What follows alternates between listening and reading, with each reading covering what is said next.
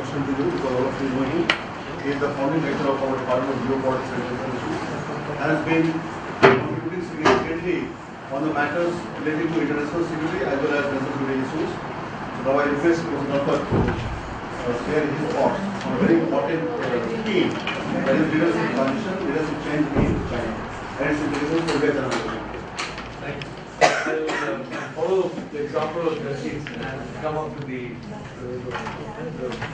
podium here.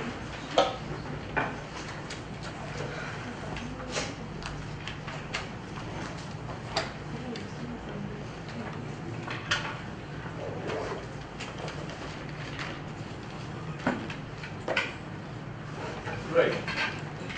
One reason why I came late today to your thing was that the transition was taking place exactly at the time that this conference was taking place. The transition was taking place Indian time around 10:15 to around 10:45 Indian time. And then the new members of the Standing Committee of the Politburo Chinese Communist Party were being shown to the public. Until that time, nobody had any idea as to who these 7 people are going to be. Initially it was 5, then it was made to 7, then it was made to 9 by Jiang Zemin during Hu Jintao's time. Now it's gone back to 7. And they were unveiled precisely at the time that this conference kicked off. Now I'm happy to report from the Manipal point of view that one bet that we made turned out to be accurate. About a year ago I had been informed that the Tianjin party secretary is very likely to be made a member of the Standing Committee of the Party. As you know, I mean, Tianjin is a city which is about half an hour from Beijing by train, or about 180 kilometers. I mean, trains in China are pretty fast. So it takes about half an hour to reach Tianjin.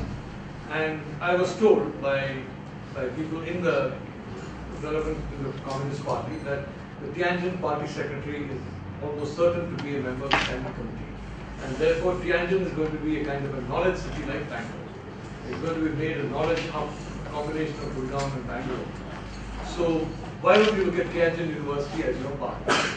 So purely on the basis of that one conversation in the evening, we put Tianjin as one of the 2 targets for partnership in China. And of course, I'm happy to report that on the 31st of October, Manipal and Tianjin have signed a comprehensive agreement. Now, this is the first agreement that's been signed, a comprehensive agreement between any Indian university and any Chinese university. This provides for degree programs, courses, it provides for exchange of students, it provides for exchange of professors. The same kind of comprehensive program that we're doing with the United States now, for the first time we're doing with China. And now that the door has been opened by Manipal University and Tianjin, and on 2nd of this month we signed with Tongji also in Shanghai, with these 2 universities.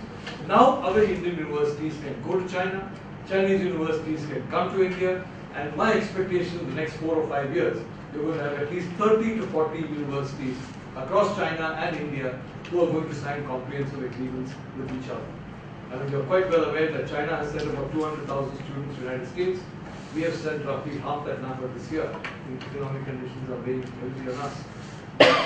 It's very, very important to establish relationships at the student level, relationships at the academic level, relationships at the level of university to university, if countries are supposed to normalize relations.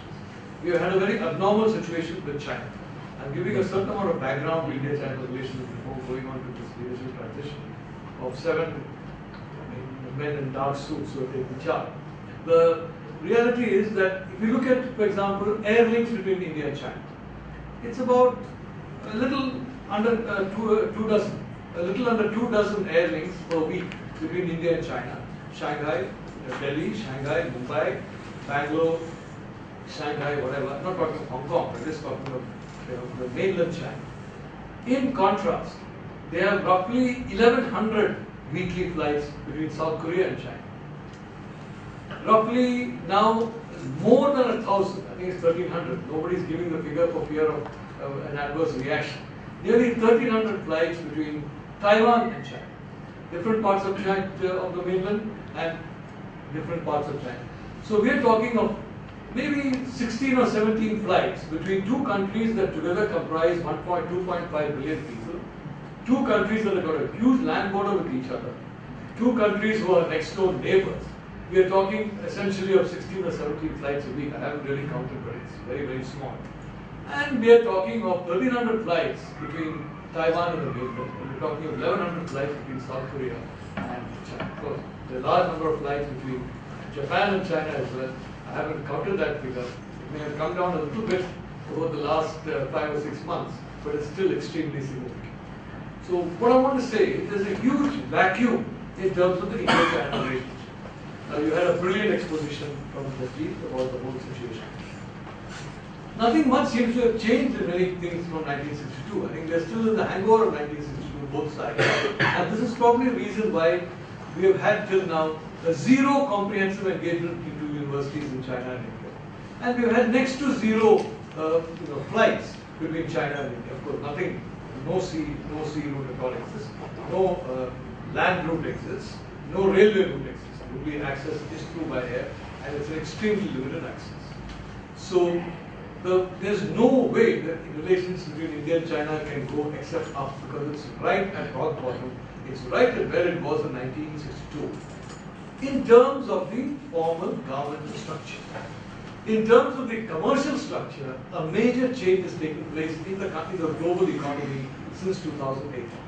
I think I don't need to remind you that 2008 you had a huge global financial crisis. You had a huge crisis in Western markets, in London, in New York, Chicago, in Frankfurt, in Geneva, in all these locations. You had an almost total crash of the financial system.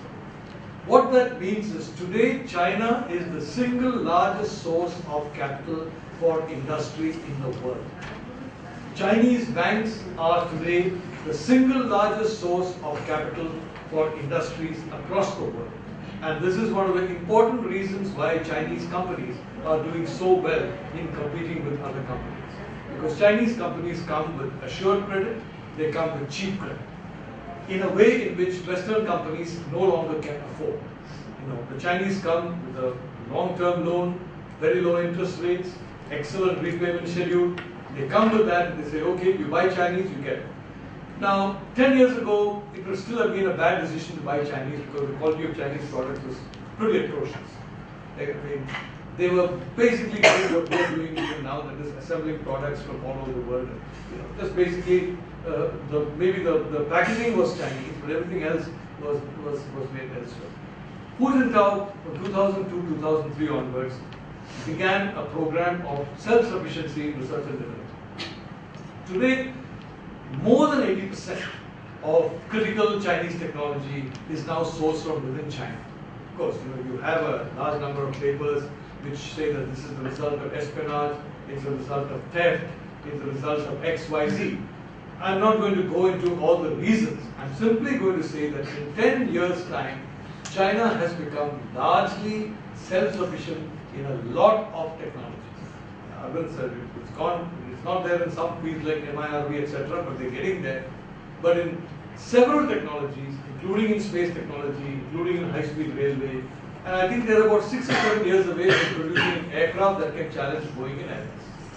They are maybe 2 or 3 years away from producing a car that can possibly challenge anything that's made in Europe. So they are moving ahead extremely fast. So today, that's one, you have cheap credit. Two, you have high quality. And three, and very, very importantly, you have price. Now let's go into the question of telecom. I think we have all seen that there's been a major controversy regarding Huawei in India, all over the world. I mean, there's a big controversy about security situation regarding Huawei, that Huawei can introduce Trojans. Now, there's absolutely no doubt that Huawei can and possibly will introduce Trojans. I only like to point out that so do American manufacturers, so do Israelis, definitely so do the French. The French manufacturers work very closely with the French secret services. The Israeli manufacturers, the secret services, there's a very little daylight between them. And I speak as an admirer of Israel, and I'm delighted that that's the situation because they're protecting their country. Certainly, American manufacturers play footsie with the various intelligence agencies, and all of us who have been in the strategic field can testify. It's not unusual to find a company being kind of a platform for some espionage operations. It's routine. It happens everywhere. The only country which never does anything like as unethical as this is India. I'd like to put that on record. We never use any companies or anything for any of this kind of activity. We are totally ethical, in line with the principles of Mahatma Gandhi, Jawaharlal Nehru, and all the other great leaders of our freedom movement. So, barring our country, everybody else does it. So, just just talking about the Chinese, the reason why, for example, Western agencies keep warning us about security threats of China is that they cannot anymore compete with China on credit, on quality, and on price. On these three major components of the business situation, there's no way that Ericsson or Motorola or Alcatel or Siemens can basically compete with Chinese manufacturers and Chinese production. They just can't do it. So as a result, you bring in the security argument, say block it on security grounds. Of course, we have more than enough people in India who are very worried about Chinese espionage, but not very concerned about espionage from the French, espionage from the Israelis, espionage from the Americans. We have no problem with that. So, but Indian business is saying no. So Indian business put enormous pressure on the government of India and got them to withdraw these restrictions on Huawei. Today, once again, you have a situation by which DHEL, L&T, etc. are linked up with Japanese companies. I think it's Hitachi. There's one Japanese company which is doing, electric power equipment with, I believe it's, I think it's L&T. It's probably Hitachi. DHL is doing it with some French company, and these companies have gone and slapped a 21% countervailing duty on Chinese electrical equipment. They don't sell Chinese equipment, they've said non-Indian platforms. Now the sad reality is both DHEL and L&T are basically doing nothing than assembling products made in Japan and made in France or made in other locations, just assembling it together. Even the screwdrivers come from France and come from Japan. So it's not really Indian technology that is being developed. It's basically a way of keeping the Chinese out. But despite that 21% hike in duty, it is still economical to buy Chinese power equipment into India. Of course, we have a second round of thing, which you have a lot of newspaper stories, for example, how Chinese equipment is in very, very bad shape. I want to say all this because I'd like to present things as they are factually correct. And my presentations are based 100% on briefings I get from people within the government of India. This is not presentations based on briefings from the Confederation of Indian Industry or FICCI or whatever. This is from the government of India. There's a power plant in Haryana, for example, which suddenly there was a breakdown. And then newspaper headlines and television headlines are full of the defective Chinese equipment. When that was investigated, it was found that the company who had contracted that power plant had given it to somebody else to run. That somebody had given it to the authorities in Haryana to run, and the authorities in Haryana ran into the efficiency that they are capable of, which basically meant that engineers who have never understood a power plant were asked to handle sophisticated equipment, and quite naturally they made a mess of it. It had nothing to do with the equipment. It had everything to do with the very shoddy way in which untrained people were asked to run a highly complex plant. Once that became known in industry, once again orders started stacking up for Chinese companies. Why I'm saying all this is, today India-China trade is $78 billion. It's on track to become $150 billion in 3 years' time. By 2016, beginning at the latest, India-China trade is going to cross $150 billion. This is despite the disapproval of the security agencies, despite umpteen warnings about Chinese equipment and Chinese Trojans and everything. The economics is just too big to miss. It's like Indian software. It's like Indian outsourcing. Now, whether it is the European Union, whether it is the United States, they always are very upset about Indian outsourcing. They always are very upset about Indian software. But Indian software keeps increasing despite a lot of policies that are blocking it at home. Indian software keeps expanding its market. This year it's going to grow by about 20%. It's actually very low by Indian software standards, but very high in context of very low growth across the world, especially in the European Union. I think, if I'm not mistaken, it's crossing about $80 billion this year. Yeah. That also will reach in 3 years' time $150 billion, almost certainly, exports of software, for the same reason that in terms of price, in terms of quality, there's just no way you can compete with Indian software. There's no way you can compete with Chinese manufacturing. So in terms of the manufacturing, those guys are on top. In terms of the software, we chaps are still holding our own and we're doing pretty well. So I'm putting this in the context as to why, number one, we have these discussions on the border dispute, the strategic problem, all these things. But a huge new elephant has come into the room, which is the India-China economic relationship. And that elephant is almost invisible to most of us who are talking about China, most of us who are discussing China, most of the lectures, seminars and conference papers about China do not mention on the Chinese side and the Indian side, this huge elephant of India-China commercial relations is completely unleashed. On the Indian side, of course, I'm not going to talk about on the Chinese side also, very few people talk about it. With the result that in China you've got strong lobbies which are very negative on India. The PLA, for example, is a very strong lobby which is anti-Indian. The PLA is very heavily influenced by Pakistan. It's been very heavily influenced by a negative perception about India, and the result is that whenever they can tweak Chinese policy in an anti-Indian direction, deny a visa here, stop a visa there, raise some financial there, they keep doing it. Once trade, in my estimation, is once trade crosses $150 billion, the PLA is going to have to shut up. Because in China, China is essentially a nation of shopkeepers, both in the British. Once it crosses $150 billion, the vested interest in China for better trade with India is going to make the PLA fall in line and not anymore interfere in a negative way on Sino-Indian relations. Why? Because this is the biggest market for China in telecom. It's the biggest market for China in terms of in terms of equipment. It's the biggest market for China in terms of infrastructure. In all these three, in a situation where European markets are collapsing, in a situation where American markets are still stagnant, this market is becoming the single biggest market for a lot of Chinese exports in the next 3 or 4 years. And that is going to be a very strong driver behind, on their side, an effort to have better good relations with us. Whoever comes to power, the Politburo, or whatever it is. So, we have taken a bet in Manipal University that Sino-Indian relations are going to improve. We have taken a bet that there is going to be very good cooperation between India and China, and of course we want the same cooperation with Japan as well, and we like it as well. So Japan is technologically the most advanced power in Asia. But we have made that bet. We are going ahead with these partnerships on this assumption that the relationship is going to stabilize, the relationship is going to improve, and we at Manipal are going to be the cutting edge of the relationship. I'd like to remind you that it is basically Dr. Ramdas Pai, our Chancellor, who drove this relationship with the United States. The Chancellor, I remember when I first came here as the country's first professor of geopolitics in 1998, there was no, the word geopolitics could not be spelled in India. And nobody was really thinking about geopolitics. Dr. Pai and Dr. Valiatan, they said, come in, let's do geopolitics, let's do strategy. And Dr. Pai told me, relationship with the United States is very, very important. Focus on that. US is very important.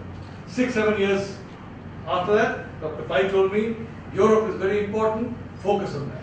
Today, the words are, China is important, focus on China. I'm happy to say that we have an extremely good kind of pairing with the United States. We have a good, reasonably good amount of pairing with Europe, and now we would like to replicate that in the form of China. So China, in a sense, is the new frontier for India in terms of foreign policy, in terms of strategic relationships, etc. We can talk about strategic competition in the missile field, in the nuclear field, in the defense field. In the field of business, I can tell you, the two countries have already come very close together. And ultimately, business does have a voice in how policy is run and what happens in terms of decisions being taken.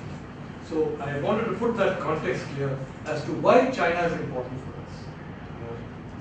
It's important for us as a major economic partner of this country, and it's going to continue to be, because today China is the cheapest source of credit to industry in the world. It's also a very good source of technology in the world. So given these 2 points, it's almost inevitable that a large amount of business is going to be driven China. Not only India. Japan, for example, is heavily dependent on China for its prosperity. Australia is heavily dependent on China for its prosperity. Our country also, the Chinese have worked out a system in which, while in the 1970s, 1980s, up to about the end of 1990s, America was the indispensable partner for prosperity. Unfortunately, we missed the bus at that point in time. We were basically hostile to the United States and vice versa during a time when the only countries that made economic progress were friendly with the US, even China. If you remember Mao Zedong, it was Mao Zedong in 1972 who said, let's have an opening to the United States. And Mao and Nixon had that famous handshake, ping pong, etc. The Chinese worked very, very closely with the United States throughout the 70s, 80s, and 90s, when it was imperative for any country wanting economic progress to have good relations with the United States. Today, that position has gone to China, in my view. Today, if you don't have good relations with China, you are not going to be able to register fast economic development. So that change, geopolitical change, has really taken place in the last maybe 6 or 7 years of the current listing, which is again why China is enormously important to us and why we need to follow this leadership transition. There are other reasons why we need to follow this leadership transition, and that relates to policy relating to